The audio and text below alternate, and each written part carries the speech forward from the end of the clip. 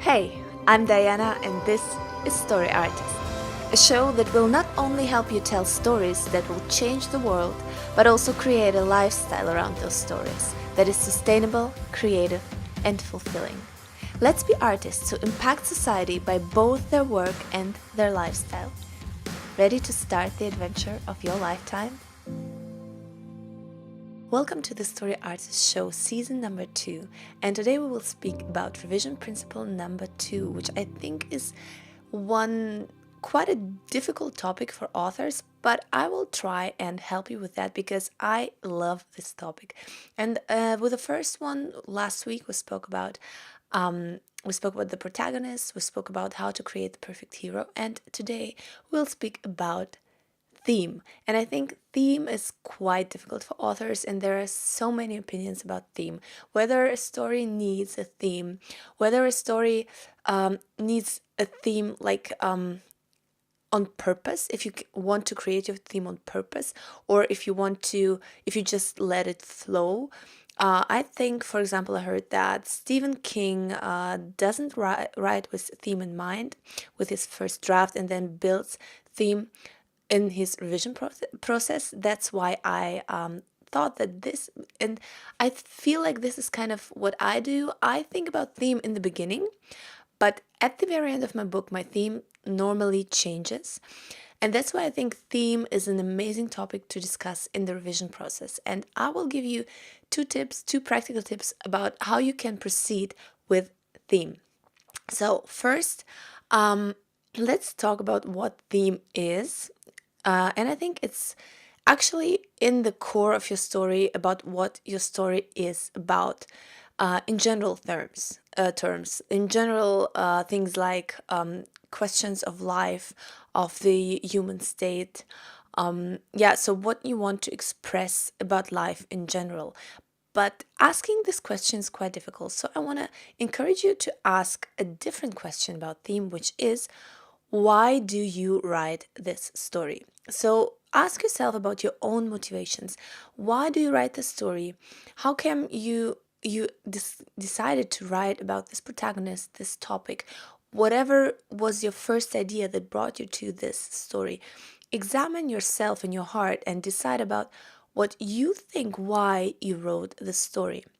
And I love Ted Decker, and I have actually a blog post about it if you want to check it out on my blog, storyartist.me. He talks about the unfair advantage of a book that can make just a normal book into a bestseller. And he says this unfair advantage is the transformation. And the transformation, not just because we all know a story is about transformation. We go from A to B, we have time passing, and we have a protagonist and other characters that transform over the course of your story. But he says that not only do the characters transform, but what you want is you as the author have to be transformed in the process of writing the story, and this way you can give this transformation to your reader and help him be transformed over the course of reading your story. And I love this principle, and I think this is how we can examine ourselves as authors and see why in the first place we wrote the story and how it transformed us over the writing process, what it did to us, how it made us see the world in a new way. And then we can take this theme and plant it into the book more obviously, I'd say, but you have to be very careful about theme and not make it too obvious. I'll explain it later. But you can be more intentional. Let's say you can be more intentional about this theme once you know what it is. So first, you have to figure out what is your theme by asking yourself, why did I write this book? What was my motivation behind it? And how did it transform me? And how do I want to transform my reader throughout the book? And this is my theme, whatever it may be. Like, let me give you an example. In Prometheus Rising, my first book, my theme became the question of how do we handle pain.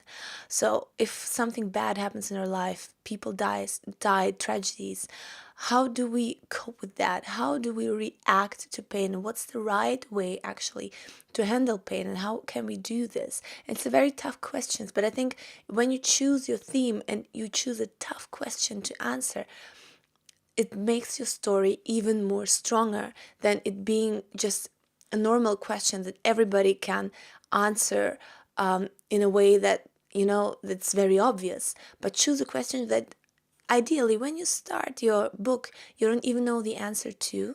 So you are transformed while writing this book, and you find your own answer to this question.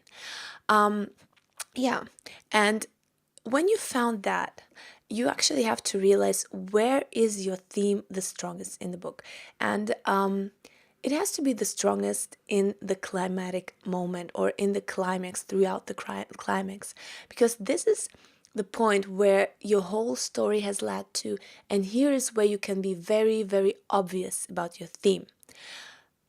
Pay attention. Before the climax, you cannot be obvious about your theme, because if you are obvious about your theme all the time throughout the story, it will be very, very preachy, and it will be very, very unnerving to your reader, because the reader doesn't want to be preached to. They want to be shown. It's like the same principle that applies to movies: show, don't tell. It's the same with every single story, whether you're writing it or whether you're putting it on a big screen. You have to show instead of telling. And this is very important. But how can you plant intentionally those things about theme? And there are several principles you can use about that. So first of all, and I love this principle, is from John Truby, Anatomy of Story. I love this book. If you haven't read this, you definitely have to. And he says every major character, like not every minor, but every major character in your book has to be a variation of the theme. And I love this principle because I think it works 100%. So for example, if I have my hero, who's the main variation of the theme, because in the climax, when the hero comes together with the antagonist, we see the theme unfolding very clearly. And through the decision of the hero, we understand what we mean. Like, for example, in my case, when I talk about handling pain, we see in the climatic moment where my main character Adama has to face a decision. That speaks volumes about how he thinks pain should be handled, how he thinks betrayal and death and a loss should be handled. And he makes a decision, which I think then, which I as author, I don't say it, but by him making this decision, I kind of assume that it's the right one. But before that, all of those major characters, they said, expressed, or shown it through their behavior, how they handled pain in their lives.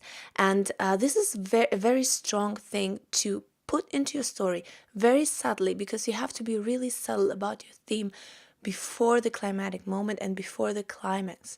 Thing number two you can do is just put climatic questions, discussions, decisions into your book. Better about be so show it better than tell it. So don't just put it into dialogue, but somewhere in between, put it like minor decisions that kind of hint to the theme, or something that happens in the very beginning that hints to the theme. So for example, in Prometheus Rising, I start with a very tragic moment where there's a terrorist attack on London and many people die, and my main character witnesses it. And this is my hint to the pain that is to come throughout the story. And I think this is what you can do, but don't be very, very, very clear about it, but be very subtle.